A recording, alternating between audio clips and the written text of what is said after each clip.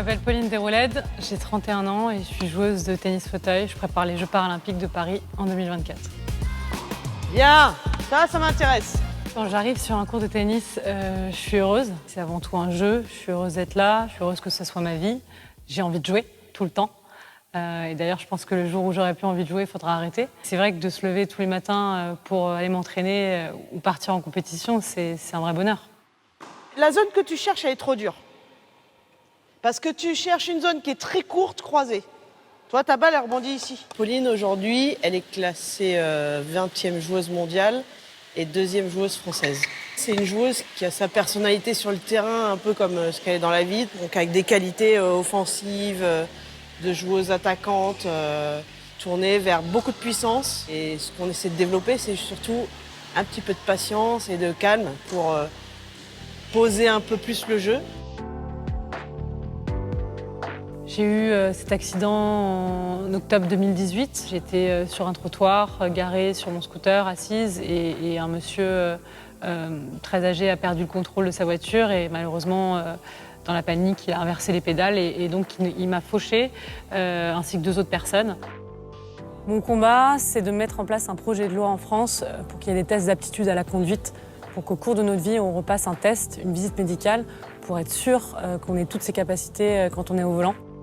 Je me suis dit qu'on avait vu beaucoup de clips de prévention routière autour de l'alcool au volant, du portable au volant, des excès de vitesse, mais qu'on n'en avait jamais vu autour de l'inaptitude à la conduite. Mon idée, c'était vraiment de mettre en scène des vraies victimes de la route pour montrer cette réalité qui est trop peu connue, mais qui existe, où il y a tout simplement des accidents qui sont dus à des personnes qui ne sont plus capables de conduire sans avoir pris de l'alcool, sans avoir pris de la drogue, mais pour autant qui ne sont plus capables.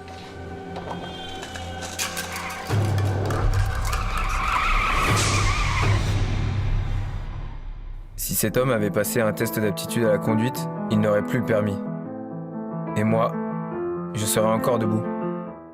Pauline, dans la vie de tous les jours, c'est un tourbillon, c'est une boule d'énergie qu'il faut parfois canaliser, mais c'est aussi cette énergie et cette hyperactivité qui a fait qu'elle s'est remise debout de ce drame, en fait, littéralement. Elle a besoin de combat, en fait, et c'est ce qui l'anime et c'est ce qui l'a sauvée aussi.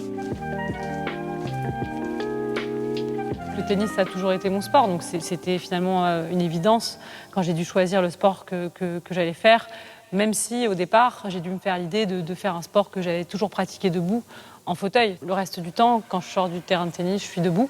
Donc c'est vrai que le fauteuil, c'est vraiment quand je joue au tennis, donc je dois toujours en permanence travailler mon rolling. Au début, on ne sait pas faire, on a des ampoules partout, on est dans le dur. Mais voilà, c'est comme quand on apprend quelque chose de nouveau. Au début, c'est difficile et puis après, ça va mieux. J'ai pas changé de style de jeu quand je jouais debout et maintenant en fauteuil. Je suis assez offensive. J'aime bien quand l'échange ne dure pas trop longtemps, attaquer vite et fort. Boum boum.